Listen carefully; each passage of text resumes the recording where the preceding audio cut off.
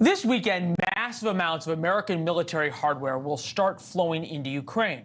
It's part of the $60 billion in aid Congress and the administration just approved. But a new report shows that we, the American taxpayers, are really funding both sides of this war. Air and Space reports the Department of Defense still has no plan to stop using Russian gas in Europe. So we are still buying Russian gas for our troops, for our tanks, and for our aircraft. Everything in Europe uses Russian oil to the tune of about $1 billion a year.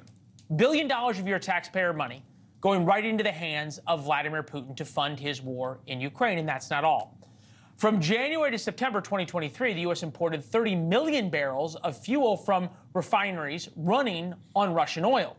Congressman Buddy Carter of Georgia, member of the House Energy, Commerce, and Budget Committees, with us now. Congressman, it is good to see you. Is it really that simple that we're now funding both sides, both Vladimir Putin and obviously the Ukrainians?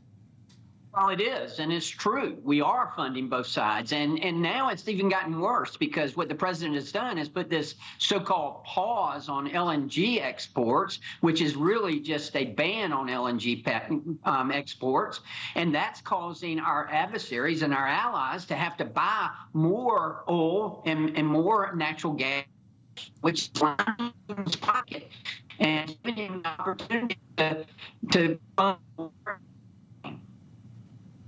All right, Congressman, you're breaking up. I'm afraid that the internet connection of wherever you're coming to us from is a little bit shaky. I want to play for you a soundbite from President Biden at the State of the Union talking about why it's so important to fund the war in Ukraine, to give more money to the Ukrainians. Take a listen. I spoke in this chamber 1 year ago, just days after Vladimir Putin unleashed his brutal attack against Ukraine. A murderous assault, evoking images of death and destruction Europe suffered in World War II. Putin's invasion has been a test for the ages, a test for America, a test for the world. Would we stand for the most basic of principles? Would we stand for sovereignty? All right, so help us understand that. And it doesn't make sense to me, but can you square the circle for us of why it's so important to help Ukraine, but yet there's domestic policies, as you point out, liquefied natural gas policies that are helping Vladimir Putin?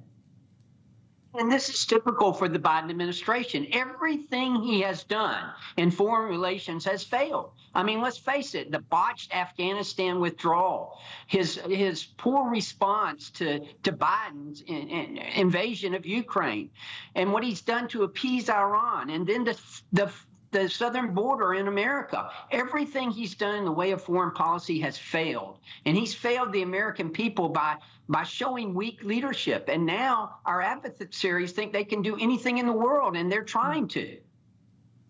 Look, you have to, I think, point out there's a domestic political consideration here, right? Because the liquefied natural gas thing is a big deal to climate warriors. So if he doesn't do that, he's in a pinch. Same with the protesters. To be fair, from the DOD, the department, meaning the Department of Defense, is currently working with the military departments to specifically address the feasibility of eliminating dependence on Russian energy to meet the requirements of the fiscal year 2023 NDAA. The feasibility. So we're going to keep buying Russian oil for a long time. Evidently, that's the case. And I can assure you we'll continue to buy it throughout the election because he does not want to see the price of gas spike here in America. That's why he's buying it from Russia like this.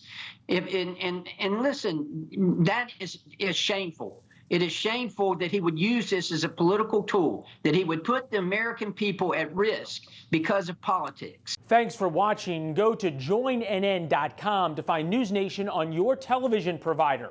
And don't forget to click the red subscribe button below to get more of NewsNation's fact-driven, unbiased coverage.